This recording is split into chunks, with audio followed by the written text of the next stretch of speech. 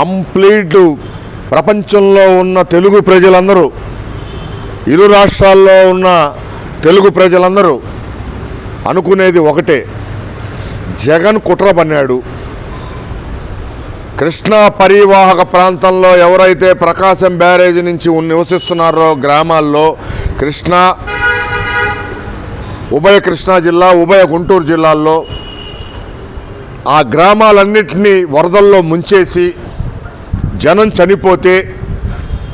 ఆ వరదల్లో కొట్టుకొని పోతే, పశువులు కొట్టుకొని పోతే, ఇళ్ళు కూలిపోతే ఓదార్పు యాత్రలు చేద్దాం,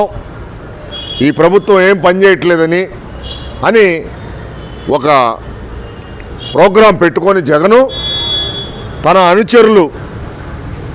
తనకి సంబంధించిన ప్రజాప్రతినిధులు,